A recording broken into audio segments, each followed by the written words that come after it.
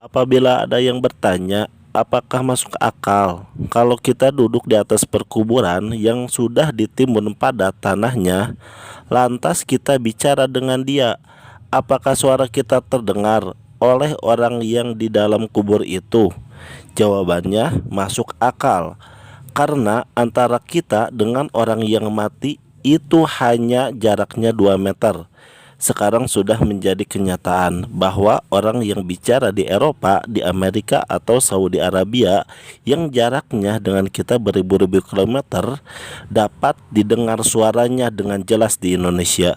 Apalagi kalau hanya berbicara dalam jarak 2 meter. Ilmu kepandaian manusia dapat membawa suara jauh-jauh, apalagi ilmu kepandaian Allah, dan apalagi jaraknya hanya 2 meter. Allah kuasa menjadikan orang mati itu mendengar, dan Allah juga kuasa menyampaikan suara kita ke telinga orang yang mati itu. Apabila ada yang bertanya, bagaimana kita mengajar orang-orang yang sudah mati, sedangkan mengajar orang yang hidup dan sehat segar bugar sangat susah, apalagi mengajar orang yang mati, katanya. Jawabannya membaca talqin.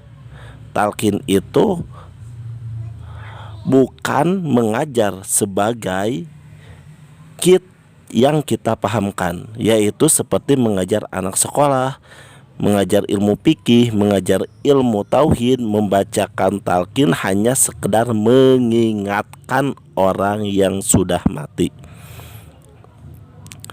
Orang yang dikubur mungkin ia lupa apa yang akan dijawabkannya kepada malaikat-malaikat Mungkar dan Nakir, karena situasi dikubur pada ketika itu memang mengagetkan dia, tersebab ia baru sekali itu mencoba tidur di kubur.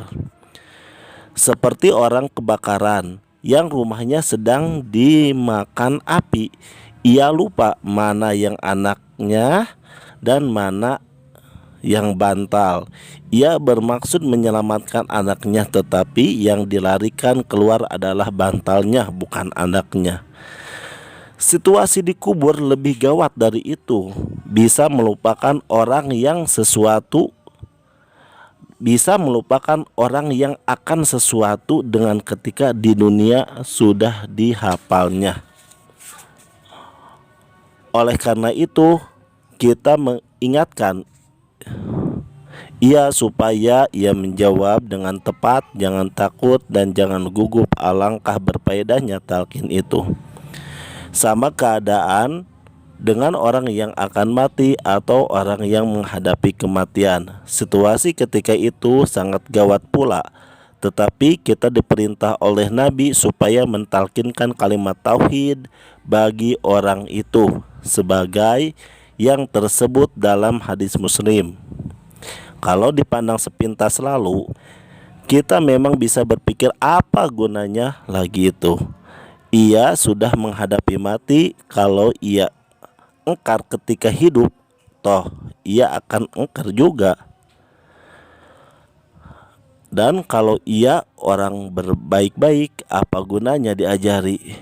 Ia toh sudah bisa membacakan kalimat tauhid. Ya, cara berpikir kita memang begitu. Tetapi cara berpikir syariat Islam bukan begitu.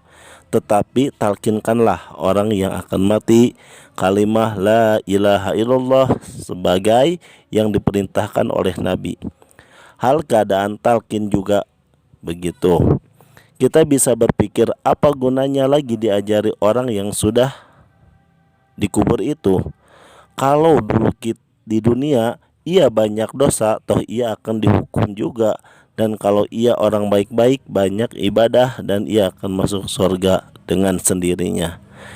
Itu cara manusia berpikir. Tetapi ajaran syariat Islam, ajaran yang dibawa Nabi Muhammad SAW yang disebutkan dalam hadis Abu Ummah, bukan begitu. Tetapi talkinkanlah orang yang sudah mati itu, biar ia ketika di dunia sudah pandai, sudah saleh,